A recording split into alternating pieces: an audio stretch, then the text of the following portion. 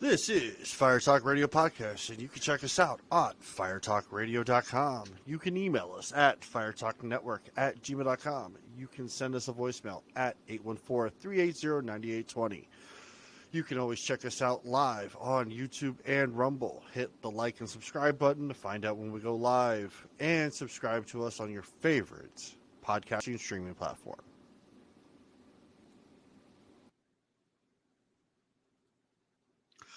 Ladies and gentlemen, boys and girls, children of all ages, this is Fire Talk Radio, episode 55. Tonight we are going to deep dive into the Elon Musk opening up Twitter to the public. We're going to look more into how the updates on the student loan debt relief for those that want their loans paid off by the government, sure. The loss of money to Ukraine, and they're looking for pending audits. Trump wants now to suspend the Constitution based on Elon Musk. And we're going to figure out why we can't get sick leave for our railroad people. This and more on Fire Talk Radio. I can only count to four. I can only count to four. I can only count to four. I can only count to...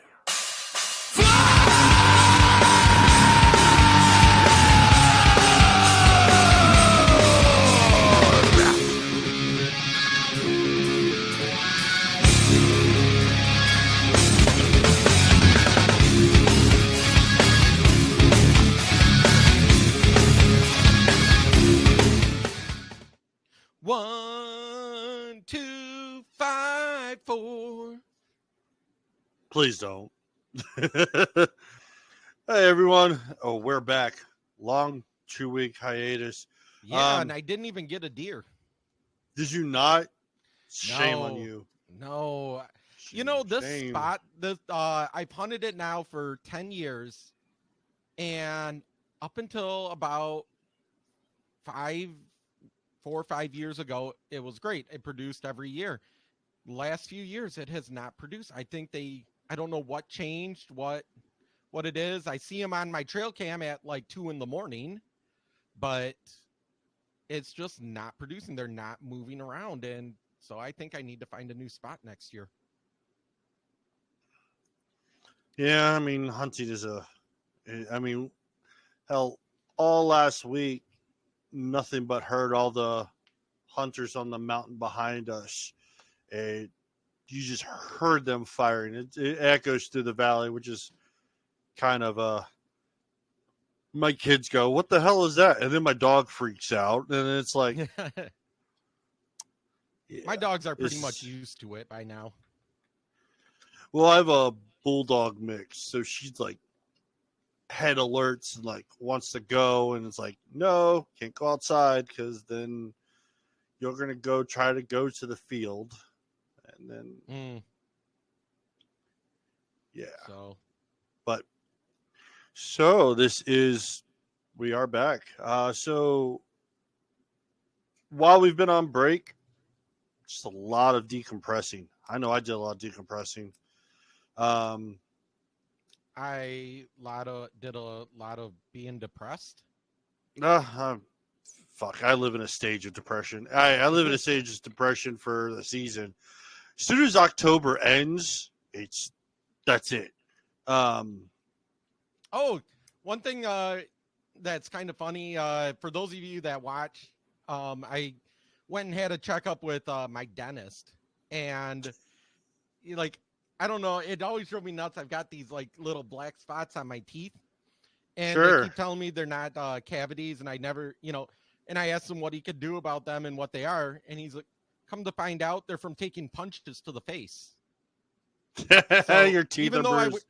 Even though I wear a mouth guard, he says it's the teeth basically die in them spots because you take a hit and it like cracks and all that stuff. And so hopefully next Thursday he's gonna drill them out and put fillings in, and I'm gonna have a smile that I'll actually like show my teeth again.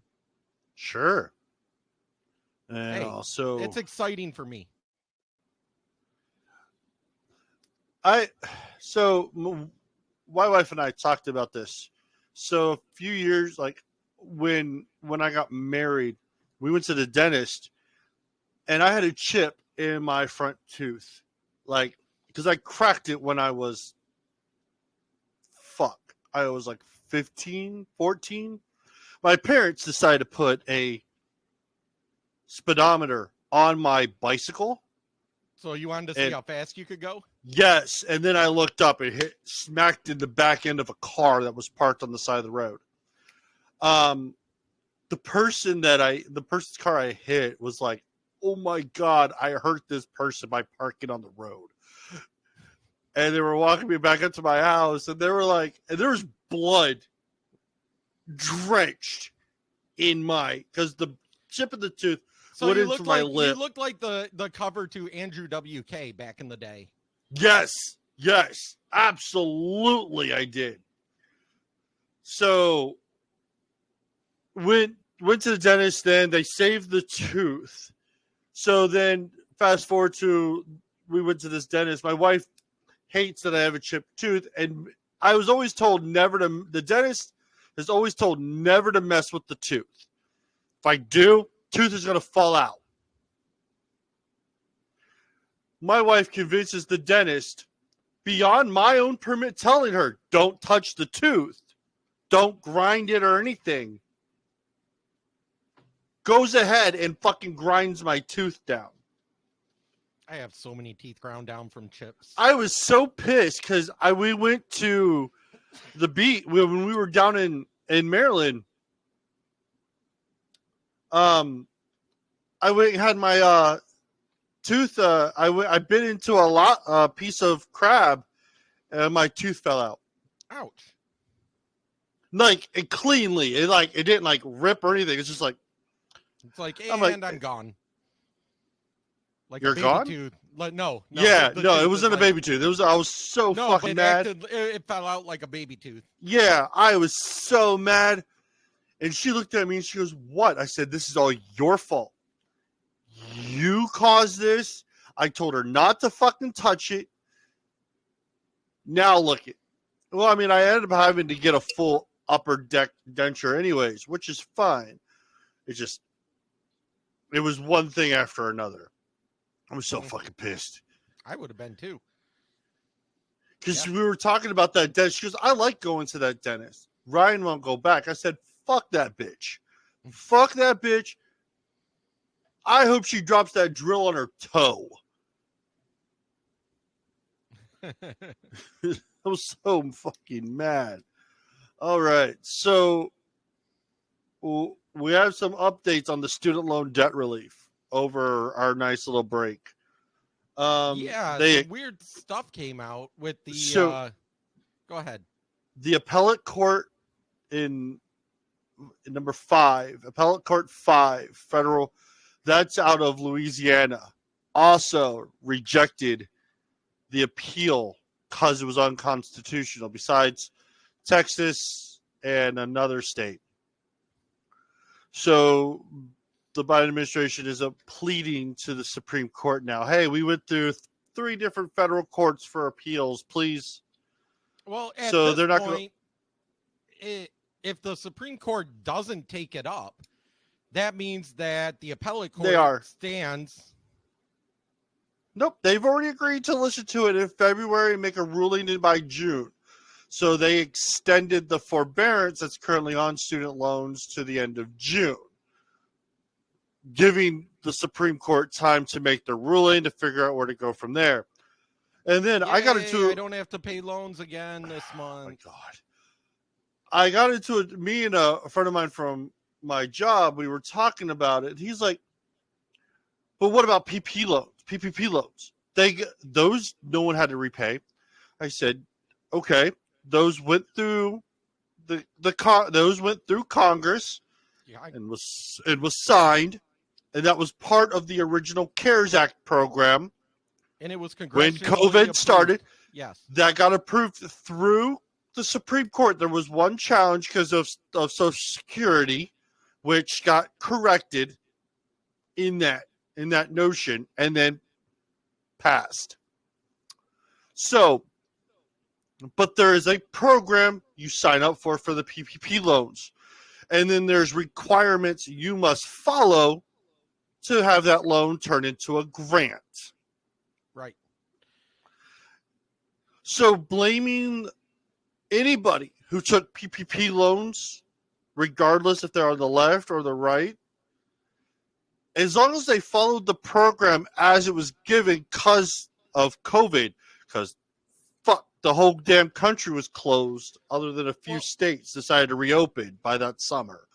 That was the other thing, too. The PPP loans wasn't them just saying, hey, I feel like taking out a loan to, put an extension on my building or something. The PPP loans was because the government shut you down and you still had payroll to pay. Yes. And that was the whole purpose of it. And they're using the clause in the HEROES Act from 2003 that George W. Bush pushed through for inciting a pandemic to be able to forgive loans. And in the HEROES Act, during a pandemic or act of war, those that are affected are eligible actually through the HEROES Act up to almost 100K, actually, but they're only using 10 to 20,000. So it's like they're using it as a campaign promise. It's been there. What they did. And now they're everything is falling short. It's ridiculous. So it is something we're going to keep an eye on. But if you're going to have the argument about PPP loans versus student loan debt forgiveness, please, I'd love to hear this argument because, again, I'm going to tell you, PPP loans had already gone. It's not FTX. It's actual thing. I'm going to throw FTX under the bus so much because this was some bullshit.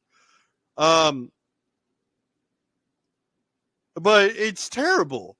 Well, it reminds me of the left constantly saying, the top 1% don't pay their fair share. The rich don't pay their fair share. The rich, besides the fact that they pay the majority of it. But, and I think Trump said it during one of the debates when he was asked about not paying He goes, taxes. that makes me smart. Right. His quote was, that makes me smart because I use the same tax loopholes that your donors use. Right. The Democrats made these loopholes. The Democrats raise taxes and then add all of these loopholes for their donors and everything. So it's not that the rich don't pay their fair share. It's that they have the ability to take advantage of all of these loopholes. And the problem is, like, Donald Trump, up till 2015, was a Democrat. Right. He didn't change from the Democratic Party to the Republican Party till it was time for him to start running. And he chose. He realized that the Democratic Party is not the same party. Because I got into another argument with another person I work with about this. Because I said, the only reason why the government is after Donald Trump is because he said exactly what JFK said. Was, hey, there's a swamp in our government. We need to get eliminated. We need to get rid of it. Because it's making our country worse. And he's calling him out. When JFK did it, he got shot in the back of the head. Right. You can't assassinate Trump. Well, I mean, they could have. It would have been really hard not to get caught. Right. Now they're trying to character assassinate him. And so they're trying to. So they're, instead of physically assassinating him, they're attacking everything, like socially, financially, public, everything. They're trying to make him they literally throw everything they possibly can at him. And what I don't get, and especially if you live in the Twitterverse, all these people in the Twitterverse talk about all this shit that he did, and yet none of it stuck. They like to put up these memes of, he molested this many people, and they name a bunch of names, and you go, yeah, none of that stuck. If any of that stuck, we would know about it. He would have been indicted. None of that stuck. So absolutely, all you really have is hearsay. Maybe he did, maybe he didn't. But the thing is it's hearsay. They throw everything at him, the best they could do for an impeachment was he made a phone call. And it wasn't even a phone call that resulted in anything. No, it was an assumption. And then you got Adam Schiff. Fucking Adam Schiff goes on there. We'll see about the subpoena. I can't even speak. Try to see if the subpoena was even able to be. I was like, you know what, you motherfucker, you subpoenaed everybody under the sun, right? And now we don't even know. I'm looking forward to Josh Hawley and Jim Jordan. They are Generation X in the government, and they are not holding punches. Well, you know what I love about Jim Jordan? Jim Jordan is a wrestler. Yes. His brother, we actually went to his brother's camp this summer. One of the greatest wrestling coaches in history, high school wrestling coaches in history. Jim Jordan was a great wrestler in Ohio, great college wrestler. Bo Jordan is a great wrestler and coach. All of them, the whole family, they know how to fight, and that's what they do. And you talk to his brother sounds just like him. Everything is high energy. I am going to win. I am going to fight, and I'm going to win. And that's how Jim Jordan is. And that's why I love watching his clips on Capitol Hill, because he just eviscerates everybody. He doesn't hold back. He doesn't play this politics. He is like, I am going straight after you. I'm going for the jugular, and I'm going to let you bury yourself first before I bring out, the killing blow. I mean, Josh Hawley ripped the FBI director a new asshole. Oh, did you see that where they were actually asking about him asking about the person on what's the name of that FBI person for January 6th? And he asked were FBI agents involved on the ground in January 6th? No. So the head director of the FBI was in a meeting there. He the FBI being under scrutiny, and Josh Hawley, he left, I guess, the previous meeting because he, quote, had business to go to. Josh Hawley you use the FBI plane to go to the Adirondacks for a vacation with your family. You left a congressional hearing in the middle of it to go on vacation. Yeah. You don't see anything wrong with that. That plane doesn't leave just if you're not there. That plane is technically in his contract as the FBI director to go on his leisure, whatever. Great. Good for fucking him. But he says when he can't leave. Why did he fucking just finish the damn meeting and then leave? Right. And Josh Hawley just he's impressive. I'm very impressed. Now, of course, the question is, my father is one that, is saying they need to impeach Trump the first day, we take over and the House and stuff. And you mean Biden? Or Biden, sorry. Impeach Biden. And I'm like, okay, I understand, Dad, you want the tit for tat. But there's a few things to remember. One, we only have like 2 or 3 people more. Like, we're not talking a huge majority to be able to siphon off a few Republicans that won't. We have the majority in the House to do so. The problem is the Senate, because we still need 2/3. But nothing will pass the Senate. It won't get through the Senate. So he'll get as Trump did. He'll get impeached in the House, but yet never convicted in the Senate. Right, but like my dad said, at least it'll show that they're doing something. And I'm going, okay, first off, when you only have a few people more, that's not very many that are not going to go along with it, and it doesn't pass, and then it looks bad. Number two, we can't just do like the Democrats did and impeach him over anything that we can. It has to be very substantial. Well, I mean, and so I'm all for them investigating, but hold off on the impeachment until you have something that, if the Democrats vote against it, they show that they're colluding. So, I mean, speaking of fucking colluding, the whole Twitter thing that started Friday. Mind you, today is Sunday when you're all listening, December 4th. So we were supposed to record Friday, the same day this was all dropping. So Elon Musk finally decided to release a long tall tale of what happened with Twitter. And and it was released in a huge, like, I don't even know how many parts. It's a thread is that? It's a long ass fucking thread. That's what that is. I want to say it's like 33 parts. That Matt, how do you say his last name? Tiabi.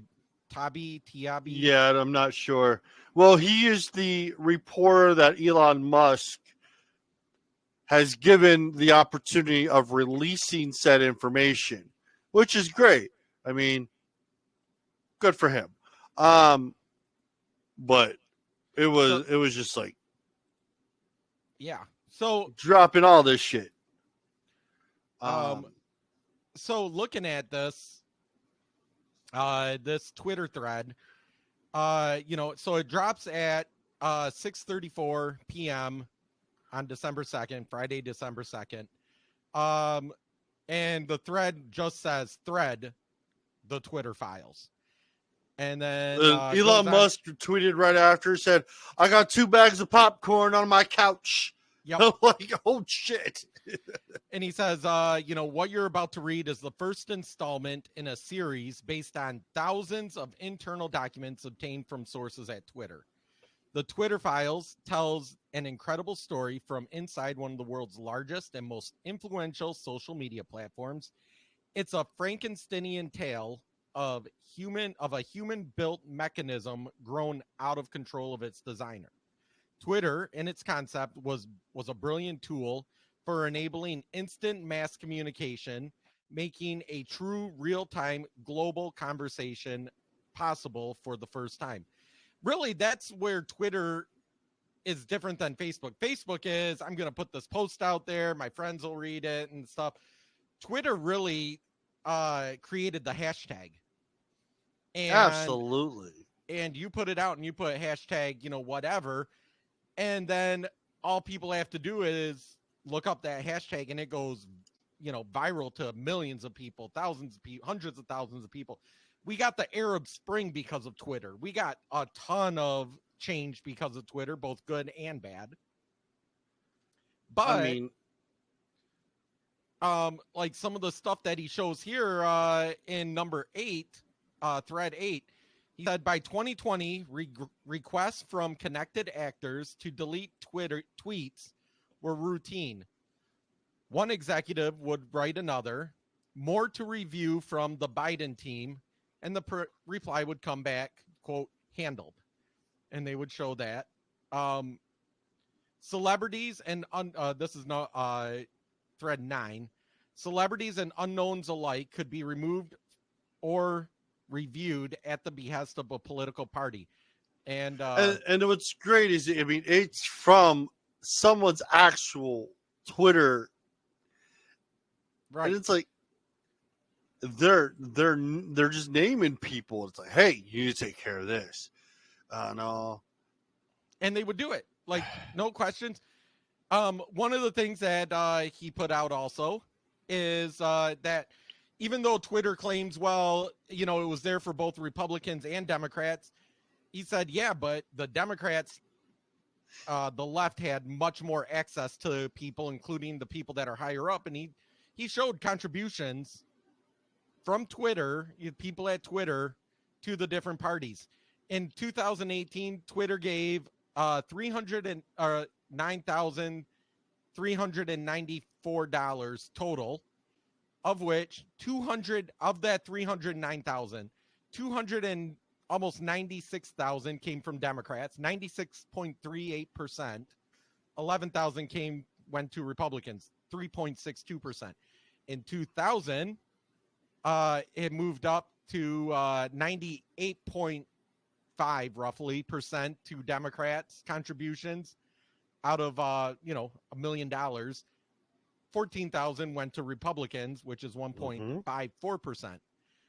Cut to 2022, and it's a lot less money. 185,267 total. But of that 185,267, 165,969 went to Democrats, $450. I'm not missing any numbers there. $450 went to Republicans. So 99.73% of donations from Twitter employees went to Democrats. 0.27% went to Republicans. So when we talk about a conspiracy, I mean, it really was.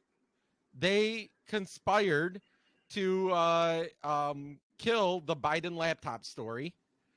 And they even knew, because initially, and I remember everyone saying this initially, well, it was hacked. It was hacked, so therefore, because it was hacked, they couldn't post it. That was their reasoning. They knew within hours that it wasn't hacked, and that excuse wouldn't even stand up. Yesterday, James Woods announced that he's getting ready to sue the DNC. No. Oh, no, he is coming for him. He's got his. James Woods, as famous as he is going to play this as dirty as he could play it. And so this is going to be he did play Shark and for one season. So, a lawyer. He played the lawyer, so he knows what he's doing. Did you sleep in are you a lawyer? No, but I played one on TV. Yeah. I think he's going to I don't think he's going to do this on his own. I think he's not going to have an issue paying his lawyers to clean the house, because he's just going to pay him with the money he gets from them. Yeah. So I haven't had a chance to go through like all of these tweets just to see what the replies are to everything. I'd be interested to see the left trying to defend all of this. Oh, everybody's calling him a liar that all this is made up. I mean, I don't know how when you're pulling internal documentation. He's posting internal documents. Oh, no, this is great. This is Katie Hobbs. She's a fucking cunt, and I will say that. So she's the attorney general for Arizona. She threatened to put one of the board members from one of the counties in Arizona in jail if he refused to vote and certify. And then this came out with the Twitter files of her having tweets suppressed. Yeah, I see that right there. I'm in communications with the office of the Arizona Secretary of State. I'm flagging this Twitter account for review. Mm-hmm. Wow. Oh, God. This is just... I hope she fucking crapped herself when all that came out, because the rest of the Arizona, before she takes office, all of this happened before January 6th, or fucking before, right after the election for back in November. But and no one takes their seats until January. I bet you there's going to be something to come up about all of this in each state, and also I hope our attorney general they post a bunch of emails that my attorney general did, because my attorney general's a cunt, and she's a cunt that goes after barbers because they cut people's hair because they needed to survive. I wonder if Gretchen Whitmore's in there somewhere. I doubt it. It'd be awesome if she was, but I mean, there's more to come. There's supposed to be a part 2. So, well, are they putting out a part 2 also with when it comes to COVID stuff, because they banned a lot more I people think from he's COVID. getting to it. He's just doing the election at the moment, and But from this, they were getting contacted directly from the Biden campaign to suppress information. So you tell me how that's not collusion. It's collusion at its finest. Yeah, there's no other. Well, and one of the arguments that the left likes to make is, well, freedom of speech is not absolute. What the fuck? Freedom of speech is fucking. I mean, unless you're Kanye West, Unless I'm calling to specifically tweet out, okay, we need to kill Ryan tonight at 12 o'clock. You're not. Yeah, I mean, yeah. If you're gonna incite violence, yeah, then you need to go. That's where that's where it's not absolute. You can't. You not even incite violence. You cannot make a call. I saw Kanye West says that he likes Nazis, that they did good things, and I'm like, I understand now why you got banned. I'm sorry. This is a world agreement that the Nazis were bad. Right. Like, yeah. No, I don't know anybody that's disagreeing with you.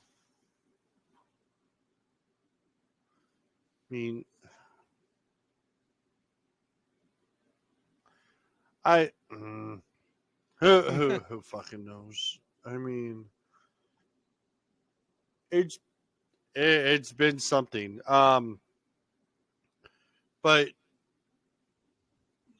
this has been the Democrats' worst absolute nightmare, because the fact is that you have to understand, like, he's going to release shit probably from 2016 and on. And God knows what's all going to come out now. And so it's going to be an entertaining thing. And also, so man, I feel like we're going really fucking quick in this tonight. We are. We're like 33 minutes in, and I'm running out of stuff to say already. I think I'm out of practice. That break like took it out of me. So everyone knows, if this is a short show tonight, love you all. We will try to pick it up next week. I do want to talk about the railroad. Remember what we talked about, the railroad strike back in September originally? Yeah. And then Biden was praised for coming up with this deal. You know what's sad is all they want is fucking sick time. Right. You know, so 2013. Everybody is saying this is no different than what Reagan did with the pilot strike, or the air traffic control strike, or whatever it was. I don't know too much about the air traffic control strike outside of he basically told you you're not allowed to strike. But if I remember correctly, and tell me if I'm wrong. A part of the reason is that we will negotiate with you, but you're not allowed to strike if the negotiations don't go your way. You have to continue negotiating. It wasn't just him making a law saying you can't strike. All right, so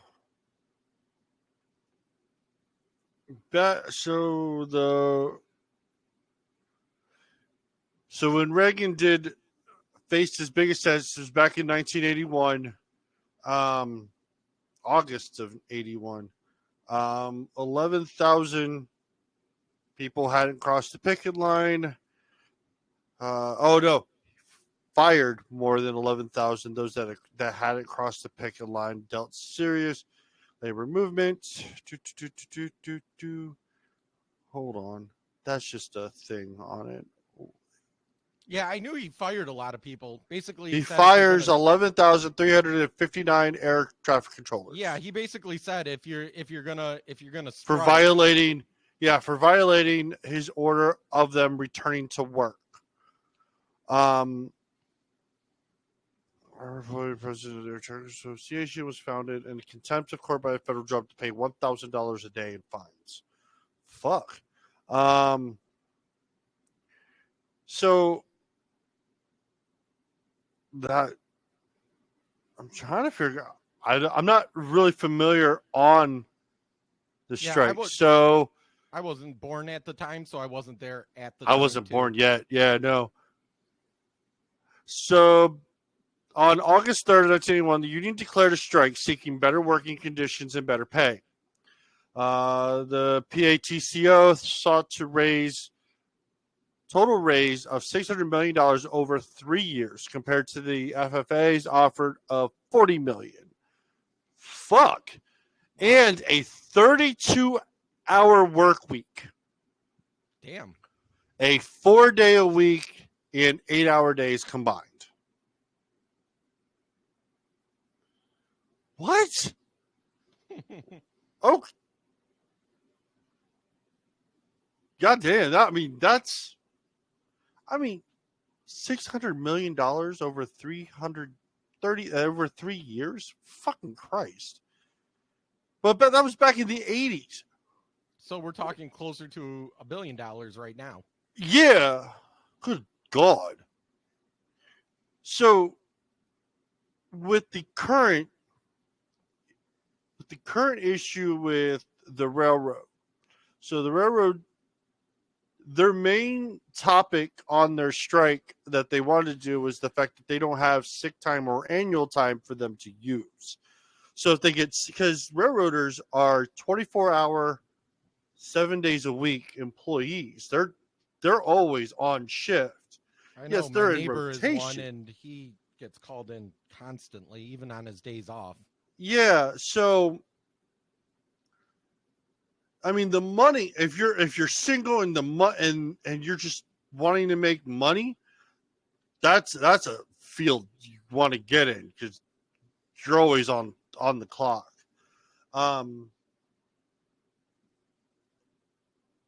Biden did get them a very nice raise. My problem is like, okay, so back in 2013, Obama did his nice fancy dancy signature, and gave federal contractors at least 7 days of sick time to use. Remember this. So when they were negotiating the contract, they did what Democrats do the best: just throw money at it. Just fucking threw money at them. I wonder if they actually picked up like a wad of like ones and threw it at him. I swear, the way that Democrats work, that's exactly what they do. That's how they get elected in places like Detroit and stuff. Is they drive around and they just throw out wads of cash with a sign that says "Vote for me." They do the 1989 Joker when they're doing the parade, and he's got like boxes of money, and he's just throwing it. Jack Nicholson throwing money. Yes. Money. Money. Who wants the money? That's what I see. Is it bad that I see the Joker in a lot of Democrats?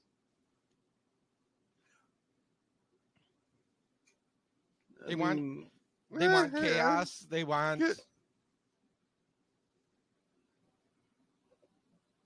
I mean, we are standing in their face of democracy, or their threat of democracy. We're threatening their democracy, right? By trying to figure out how. Yeah, but we're not a democracy. We're a republic. If you want a true democracy, go to fucking Canada. Well, even in Canada, they're finding out that it was the Biden administration that pushed Trudeau to put the kibosh to the truckers convoy. Truckers convoy. Thank you. That he's the one because it would look bad if we did it in America. Oh, because they tried. We were trying to do it in the States, but they were not having it. Yep. So so the Biden administration actually threatened Trudeau to put this down, or we're cutting off funding or whatever else we're doing. Fucking insane. But the railroad. So instead of actually working a contract, they forced our government to create them a Isn't it democracy? Isn't the Democrats like the union? Yeah. For the unions, right? Yeah, they're all about the unions, or at least they used to be. I mean, I'm a conservative. I have no issue with unions. I've been in a couple of them, and I don't have an issue with them. Sometimes they do good. Sometimes whoever's running it fucking is a piece of shit, and they're fucking everything up because they're going out for themselves instead of actually doing what's best for the facility. That happens. But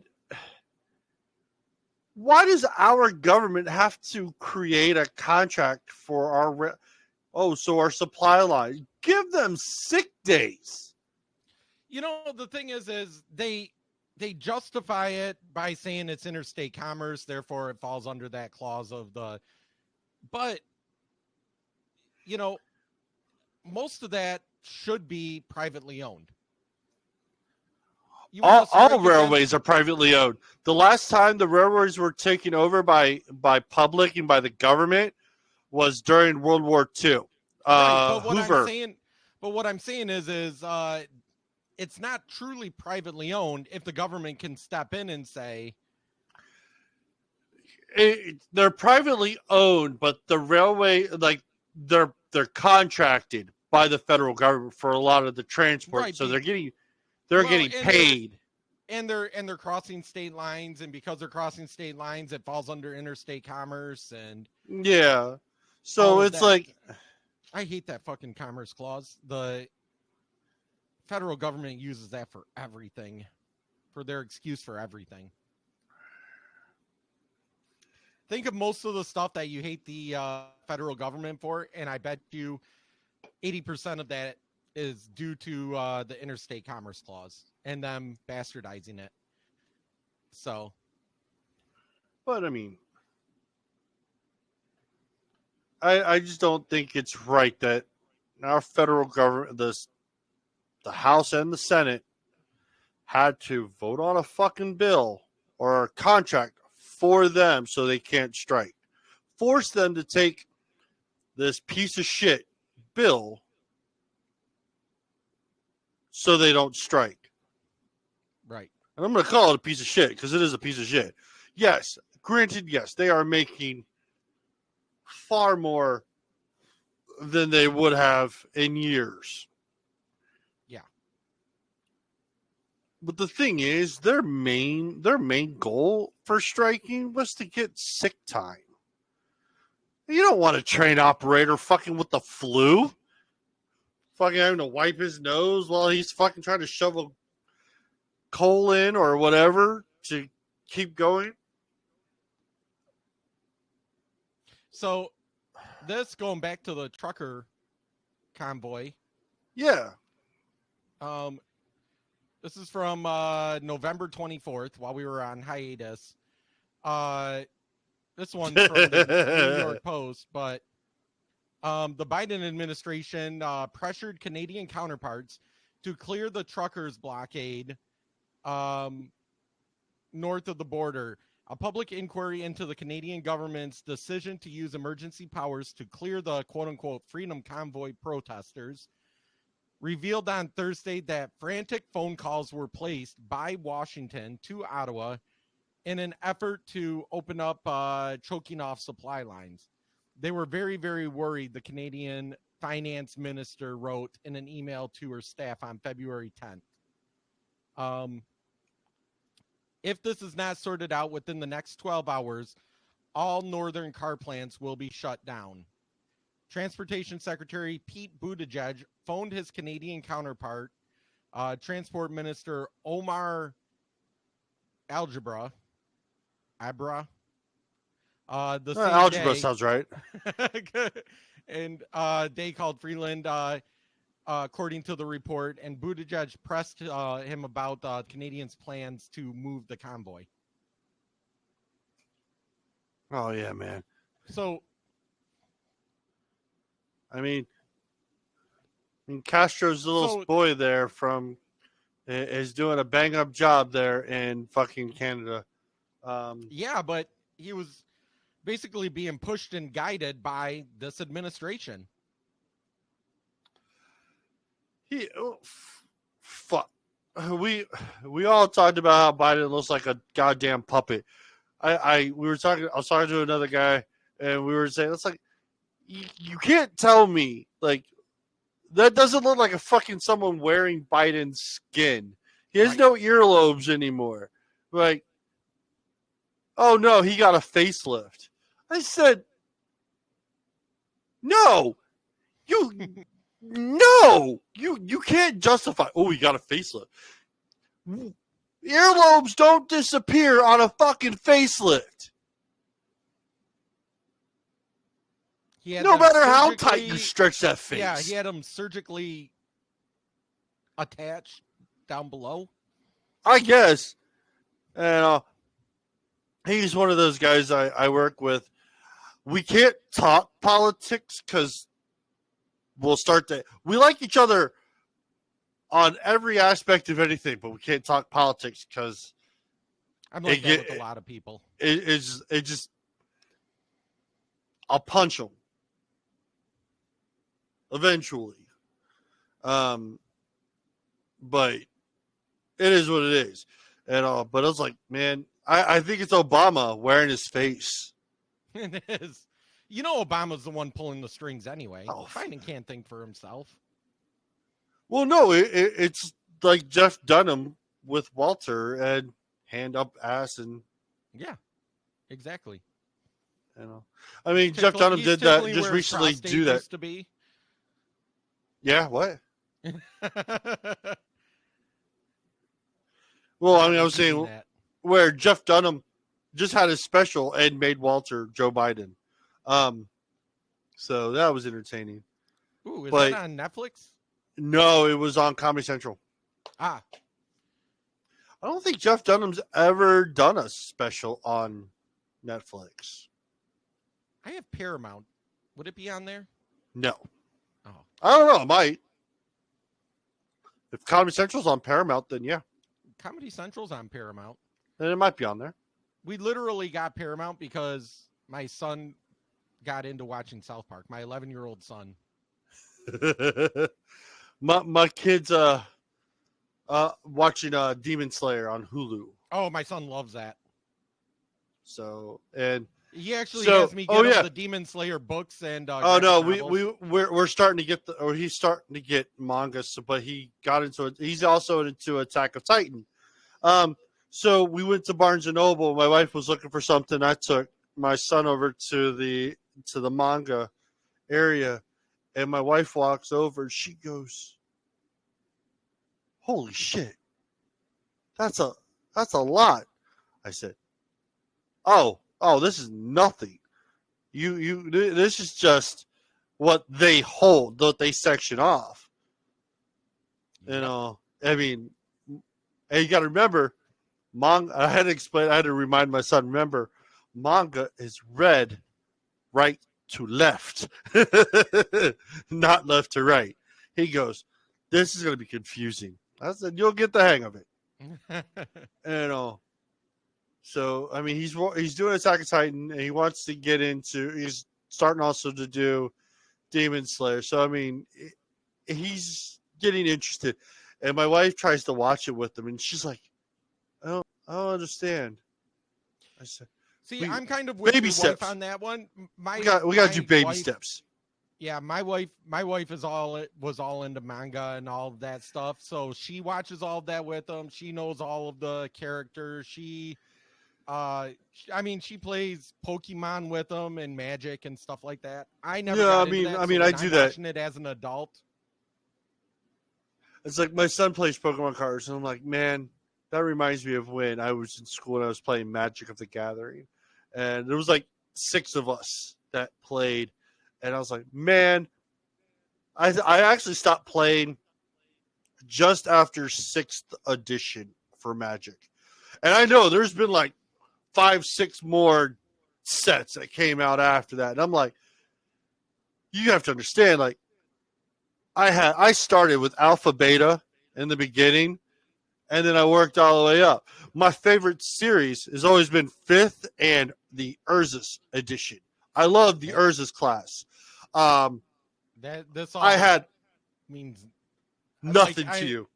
Like I understand how excited you get with it, and I see the excitement in your eyes. The same thing is in my son's eyes when he opens up a new pack and he sees some of the new characters or new cards that he got and how powerful they are and what damage they do in this, and he gets excited and he tells me, and I try to get excited, but I don't understand it. So it happens. Like, I mean, see, Magic of the Gathering is so fucking old. That's where like the premise of like Yu-Gi-Oh, Pokemon, and all the other card games came after it. So yeah, it's definitely a change. And my kid loves Pokemon. He wants to get the new Pokemon game for the Switch, and I'm like, I'm waiting because I mean there's so many fucking bad patches right now on the new Pokemon game. Like, people are just falling through the ground when there's not supposed to be.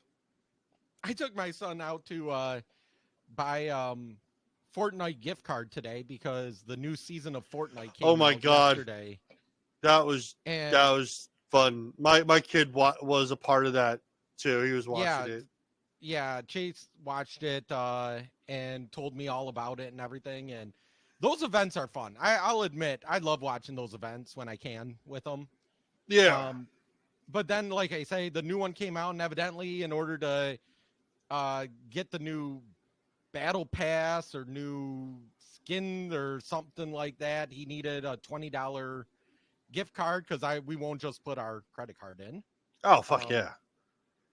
So, I told him, like, well, if you can scrounge up $20, fucking kid went through our whole house and everything, found all of the empty bottles because Michigan has a bottle return, and found up, and he's like, can you take me to the store? And he comes out with like big bags of bottles, and I'm like, Hey, you gotta give him credit. You gotta give him credit. I guess we're going to the store today. I had to take my kids Christmas shopping because my wife's family does like a Secret Santa, and everybody gets a name and all. And my wife's been working more overtime because I can't. So I took them out, and my wife knows I despise Christmas shopping. I do too. So I fucking love hate Amazon. I can Christmas shop from the toilet. Well, I mean, yes, it's easy to just do it on Amazon, but I'm trying to keep my kids in the spirit of, they still believe in Santa. I give them that. My My son doesn't. We were talking about that the other night because he was asking me, about Krampus and stuff, and I told him about like the history of Krampus and all that, and then he said, well, where did our Santa come from? And I'm like, well, our Santa is actually the Belgium Santa, and was popularized by Pepsi in their ads in the 19 teens and 1920s and stuff like that. And he's like, so is that where Kris Kringle and I'm like, well, Kris Kringle and St. Nicholas and stuff, those are associated with Santas from different parts of Europe, and they got kind of merged together when they came to when it all moved. Yeah. And said, and then he was asking me about what about the history of the Christmas tree, and so like he knows there's no Santa. He still asks us to like leave presents from Santa, not just say everything's from mom and dad. But so yeah, like he already knows. He knew that for the tooth fairy, he lost one of his back teeth. He's getting to that age where he's again losing some teeth, and so he lost one of his back teeth, and we have such a hard time sneaking into his bedroom now because he's up. We have to go up a set of stairs that creaks into his bedroom in an old farmhouse that creaks, and he wakes up every time. So we have to come up with excuses. And finally, when this one came out, he's like, I'm just going to leave this right here for you guys, and you can take it and put money in its place, and I'll grab it tomorrow morning. I mean, gotta give the kid some credit there. I mean, it ruined the surprise, but also didn't want you to wake his ass up either, trying to get him take it. Right. He's like, fuck you, bitches. I want to sleep. Right. He's like, I'm getting the money either way.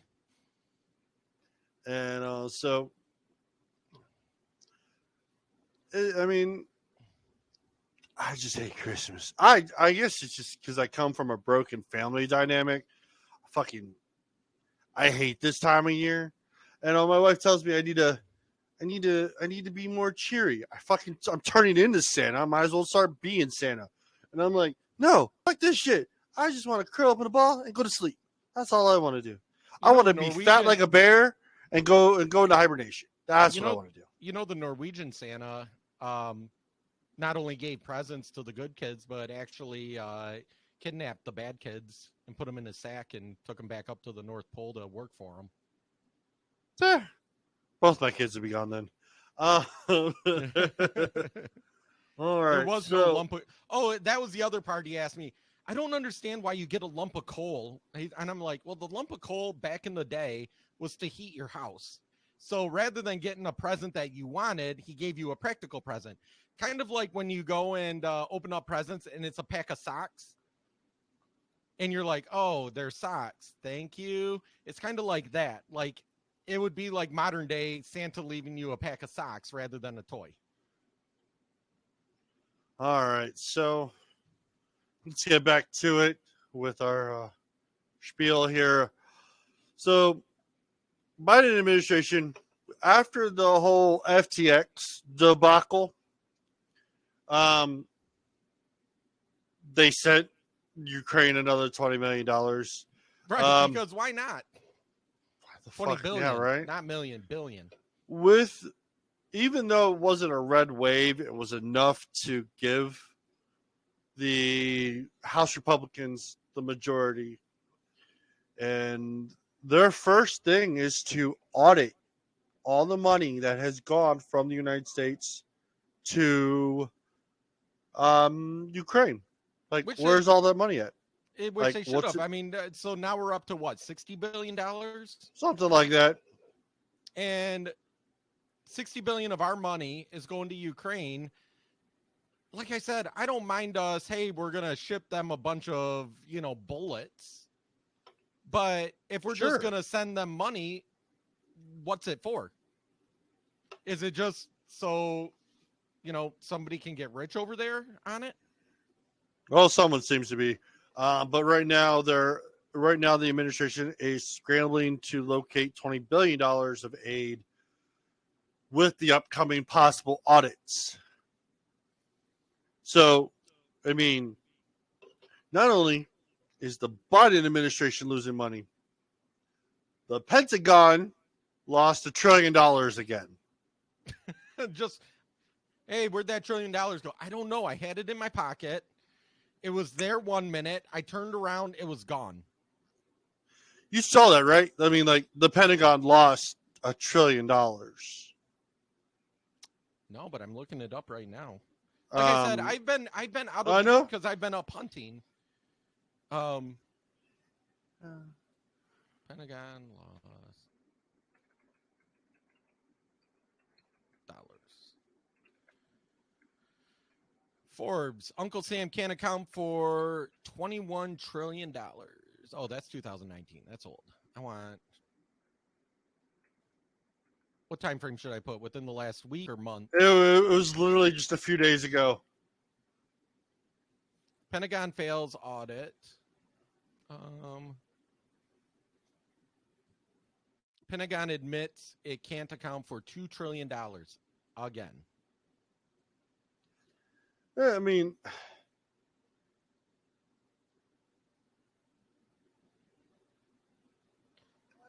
how much money do you have to say you can't lose it?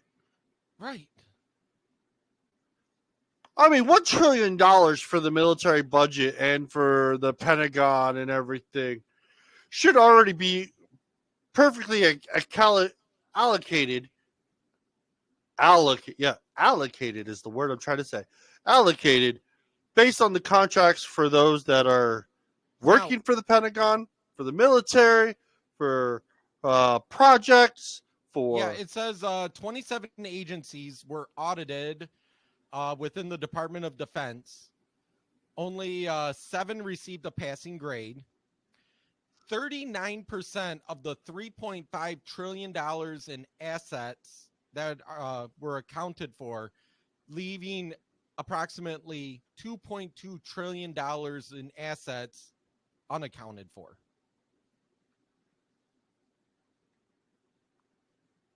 Just a lot of money. Okay, let's see here. The agency takes up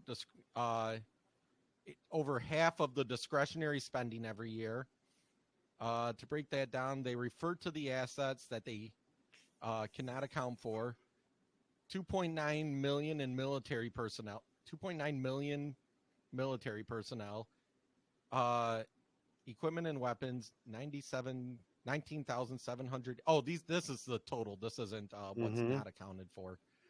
290 ships, buildings and supplies, which provides medical care. Okay, so medical care is a part of that. So that would be the VA. But they don't know where 60% of the assets went. Of the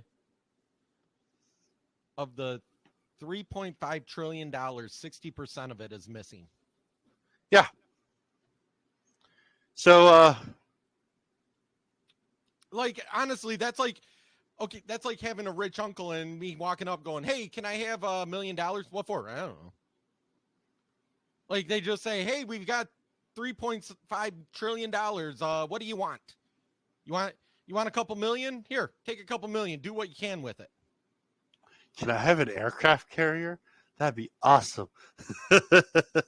I still need to watch that show. It's on Netflix now that you talked about, the one about the Pepsi aircraft. The Harrier, the Harrier jet with Pepsi, I saw it on Netflix, and I haven't watched it yet, but it's on Netflix right now.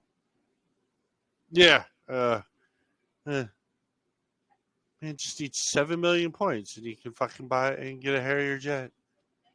But that was all back in the 90s, so who knows? But how do you? Okay, this is why people have problem with taxes. I don't know anybody that has a problem paying their taxes when we know where the money is going, where it's spent, and that it's spent correctly. There's some good economists out there that said abolishing the IRS and going to a flat tax rate, 10%. Everyone does 10% of your income would actually no. No. 10%. Your annual income is this. You owe 10% of it. Yeah. And they can still do it off of your paycheck. Oh, your Yep. paycheck is $2,000. You owe $200. Yeah. So, I mean, it would work. You know, so the leftist viewpoint is that, well, it's not fair to people that don't make a lot of money, to the underprivileged. And I'm going, how is that not fair to them? Well, a millionaire can afford to pay the 10%, but a person that only makes $1,000, $100 out of that, that's a lot of money. Well, when you factor in everything, all the taxes, they're paying more than 10%. Yeah, they get it back at the end of the year. But this way, you don't have to worry about, am I getting money back at the end of the year? Do I have to fill out my taxes? Do I have a write-off? Do I have this? Do I have that? Yeah, it fucking gets rid of all the fucking paperwork. All it is I'm also a fan of a fair tax. Fair tax is, let's put a sales tax on everything and let's do Tennessee. We have a high sales tax, but we have no income tax. Yeah. Because then you decide what you're going to spend your taxes on. And of course it can be carve-outs, for food or some certain necessities and stuff like that. They also don't do emissions either in Tennessee. The more and more I'm thinking I want to move to Tennessee. I lived in Tennessee for a long time, and I would love to move back. But I want to wait for them to get weed legalized there, because we could be moonshiners. We could move to Tennessee and become moonshiners. It'd be kind of hard because there's a lot of old people that are still doing it, and they don't like anybody getting in their way. No, I watched. I'm watching the show Moonshiners, and oh, are you? Like the third season? Yeah, the third season. Some new guy showed up, so the guys that were in that county found out where he was at and blew up his car. They put like a bucket full of tannerite under his car and shot it, and they were expecting it just to like explode a little bit, and all of a sudden that thing exploded. It went pretty fucking high. Yeah, no. I'm waiting for them to if the federal government actually does what they say they're going to do and take weed off the class 1 narcotics list and make it federally legal. I think that would help a lot. That would actually make a lot of jobs available, especially for distro, because you could ship weed from state to state. Yeah, I don't know, because at least like me seeing it in Michigan, one of the places here, because weed is so cheap in Michigan now, was selling an ounce. They had a Black Friday sale, an ounce, and it was supposedly, according to my friends, it was fire. For $18 for an ounce. Yeah, we had a similar one. They had a buy 2 get 1 free special for full grams, and usually they run about like 40 to $50 a gram. So yeah, I mean you're spending $80, but you're getting $120 worth of weed. Well, $120. The regular price of weed right now in Michigan is right around $40 an ounce. Yeah, a gram, an ounce. Yeah. Well, see, I and the problem I get vapes. I do vapes more than I do flour. Those are cheap as hell too now. Yeah. But the problem with it is it initially created a lot of jobs because you had a bunch of these small, what are known as micro groweries. Yep. These people that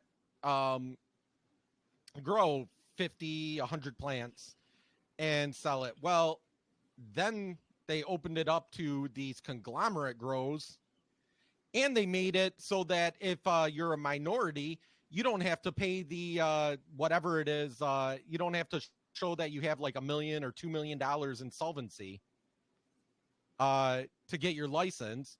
And so you have like basically now in Michigan, like 5 big grows producing tens of thousands of plants at a time, flooding the market and pricing out all these small people. So, yeah, it's great that it's legal, and it's great that it's more accessible to people, that you don't have to get a card. But when you make it so that only a few plants, well, what that did is that put so many people out of business, including the dispensaries, because they couldn't make the money that they needed because they had to pay buku taxes, and they're having to sell it for $40 an ounce rather than a year or two ago when it was selling for $150, $200 an ounce, depending on the quality. No, I absolutely agree on that. I mean, weed 2 years ago is the same weed, but much cheaper. And yeah. So that's the thing. So a lot of people I know that when it was medical, that was their income. They had licenses. They were making an income, growing it in their own indoor farm on their back property, and they weren't getting rich off it, but they were making an income. And now one actually just became a realtor because he had licenses for 2 farms. I want to say 75 plants at each farm, each location. Yeah. And so he was actually making pretty decent money, supporting his family and everything. Now, he became a realtor because he's like, what do? I have no education. My education was that I grew weed from the time I was 20 years old. And so, he had to do something. So I don't know if it opens it up, great. But where I have a problem is don't open it up and make it like the tobacco industry, where the tobacco industry, Philip Morris basically priced out everybody else because they had the money to begin with. One of the plants, here's something that'll floor you. One of the plants that is one of them, growing thousands upon thousands at a time, that priced everyone out in our area, is owned by Pepsi. Nice. Now, on paper, they're not owned by Pepsi, but when you follow the DBA back, it's Pepsi. I don't doubt that whatsoever. As soon as it's where they can say, "Hey, yeah, we've had this," they'll announce it and all. So, I mean, I think it should go back to make it free, open, all of that, but each place is only allowed to grow, 100 plants, 500 plants, 1,000 plants at the most, or something. Not this, because it's all state regulated. It's state rules. So the thing is, there's not a playbook on this. So each state's going like, oh, well, fuck it, let's do it this way. We'll do it this way. Like Pennsylvania, fucking ridiculous to get a grow license, but it's insane. But the thing is, like, there are strains that we used to get, they're not making anymore, and it's like, and it's the same thing in Michigan. It's ridiculous to get one of these huge commercial grow licenses, but a micro grow, you have to save up, I think it's $50,000, but that's a lot easier than these big ones that say you need 2 million or 5 million or 10 million. Plus, just to apply, it costs you like $150,000 just to apply, not even if you get accepted or not. Yeah. With the microgrow license, it costs like $5,000 to apply. You know, that's the way Michigan was until when they made it legal, they also changed the amount so that they added another class so that you could have these big, huge manufacturer places that may hire 20 people or 50 people or something, but they also put, 500 people or 1,000 people out of business that were growing on their own. And we're buying more stuff because you had more people buying rather than these big businesses, having all their stuff shipped in from, California or something, their fertilizer and their newts and all that stuff. Yeah. I don't know. So, all right. I think that we're going to get to the last thing for this evening. And why everyone's upset. Trump. This is making everybody upset. Because he wants to have the Constitution suspended due to election fraud.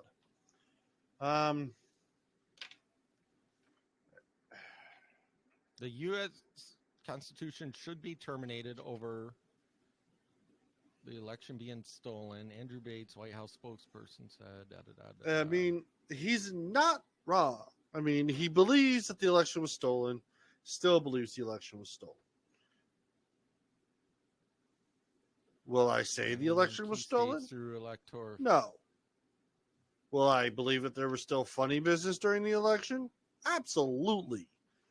I still think there's funny business in this 2022 election. Although, yeah, fuck yeah. So, and I mean, Liz Cheney did not fucking hesitate to come out saying that, what did she write? Where'd her tweet go? Oh, I had it in front of me. Talking about wanting to get that Donald Trump has nothing to stand on, and that no honest person now can deny that Trump is the enemy of the Constitution because he wants to terminate the Constitution.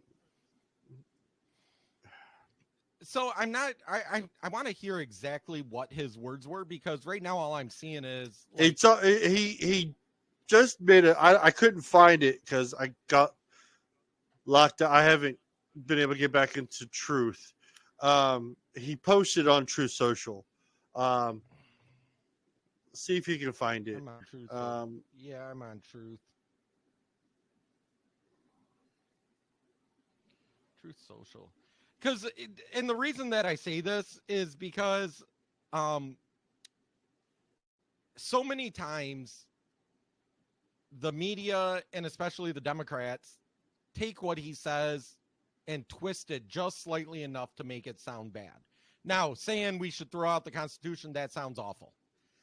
But they also said he called Mexicans, what did he say, dirty or racist? Called Mexicans racist. So this is his tweet on True Social. So with the revelation of massive and widespread fraud and deception and working closely with big tech companies, the DNC and the Democratic Party, do you throw the presidential election results of the 2020 election out and declare the rightful winner, or do you do a new election? A massive fraud of this type and magnitude allows for the termination of the rules and regulations of the articles, even though those found in the Constitution our great founders did not want and would not condone a false and fraudulent elections. So in that, I am not reading that he said get rid of the Constitution. No. I am reading that he believes, based on how based on One, circumstances based on that everything that had. based on the circumstances that the exact writing of the Constitution should be thrown out in lieu of, the fact that they fraudulently had an election in his mind. Yeah. So, I mean, he's not wanting to get rid of the Constitution. He's just like, hey, fuckers, Twitter just, called you all out on condoning your party with big tech. And you were suppressing things for the election to make yourself look better than blah, blah, blah. Fuck you. Right. Right. And he's saying, does that mean I should just be put back in place as the rightful winner? Or should we have another election? I think there should be a runoff. I think it should be a runoff. Even though the Constitution doesn't follow that. I don't think we should do either. I think what's done is done and we need to move forward. Oh, no, I don't doubt that whatsoever. I think we should just let it go. From his viewpoint, I can see where he is coming from. Because, if I was, it's that thing, if there's a thing in law called jury nullification.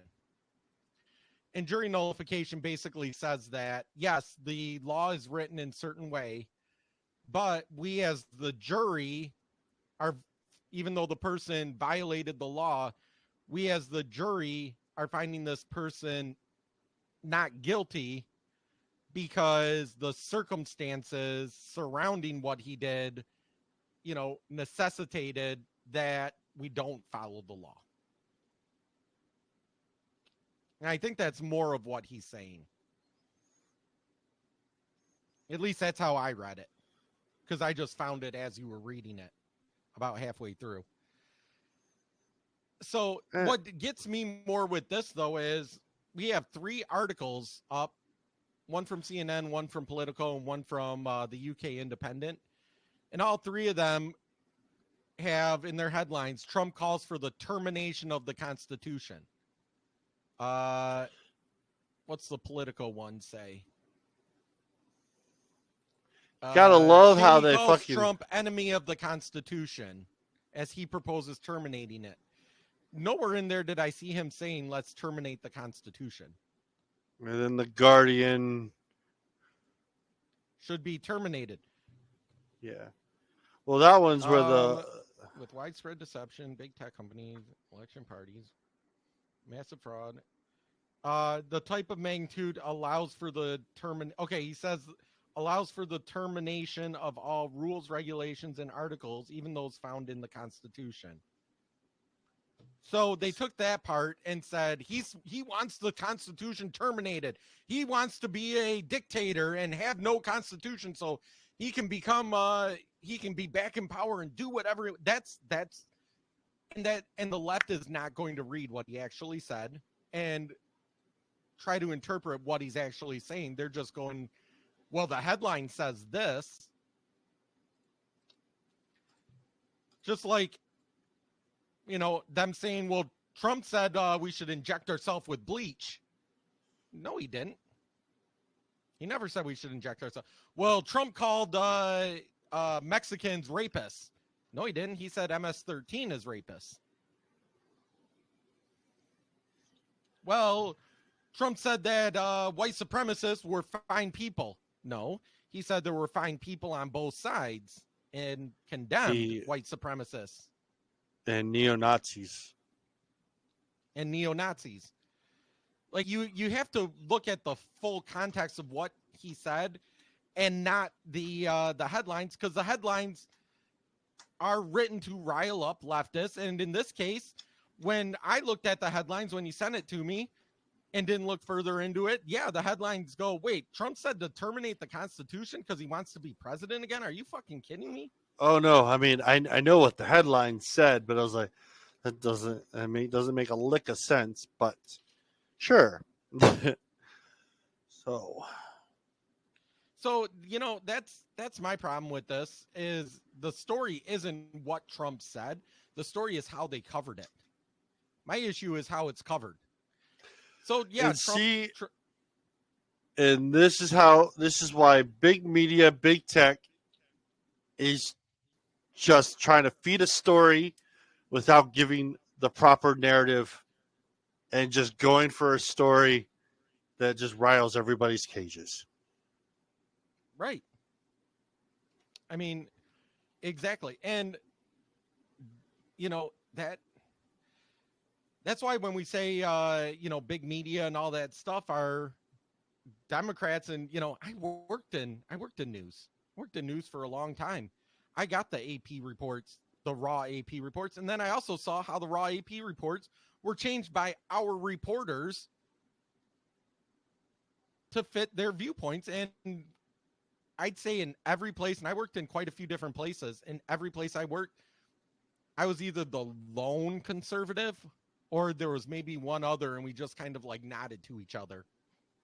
Yeah. Like, yeah, I know you exist. Yeah, I'm here with you.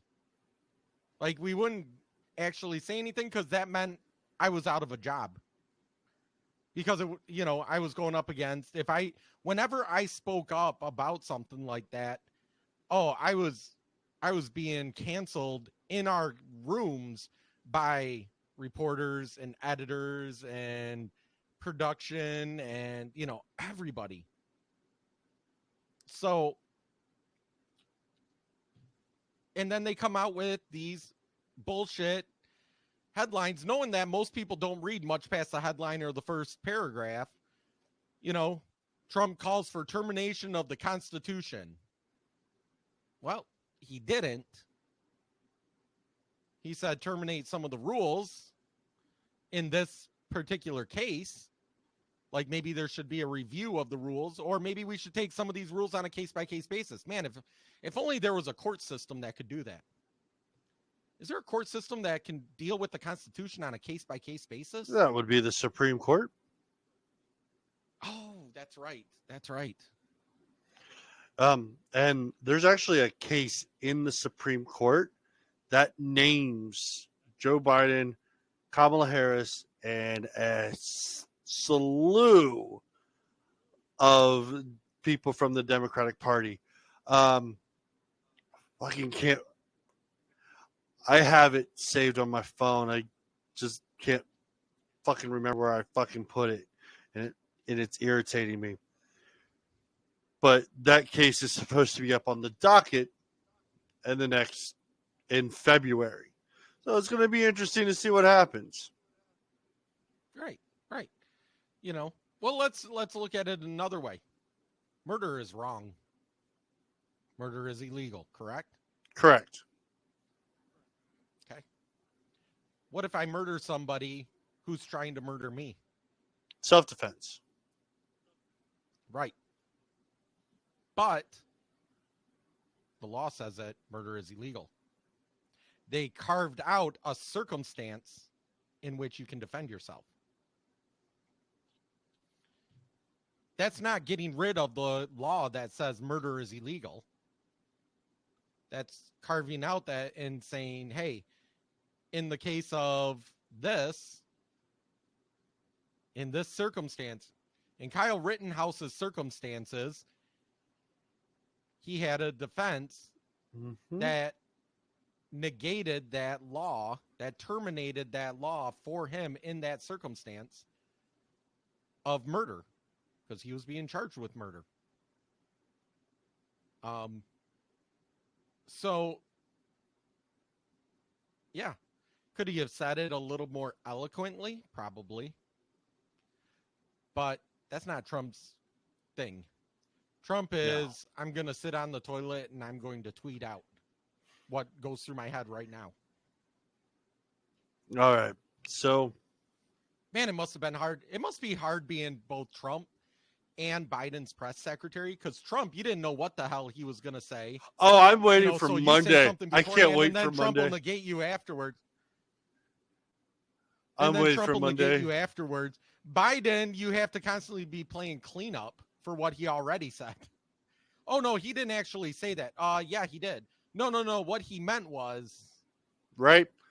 Yeah, so I'm looking forward to KJP, Karine Jean-Pierre, to have her say about, because Peter is going to definitely be bringing up, hey, why did the DNC do this? Why did the Biden administration do this before the election? Why was this suppressed? Why were you forcing this to be suppressed? right? Because she worked for the communications for his campaign.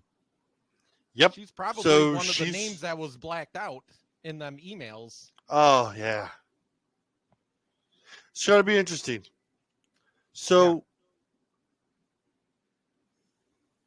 well, I mean, first episode back. I think we're doing good. Hour and a half. So, yeah, we're going to call it a night. We will be back next week with a lot more interesting stuff. So, this is Fire Talk episode 55. And I bid you adieu. This is Fire Talk Radio Podcast, and you can check us out at firetalkradio.com. You can email us at firetalknetwork@gmail.com. You can send us a voicemail at 814-380-9820. You can always check us out live on YouTube and Rumble. Hit the like and subscribe button to find out when we go live, and subscribe to us on your favorite podcasting streaming platform. We can only count to 4. We can only count to 4. We can only count to 4.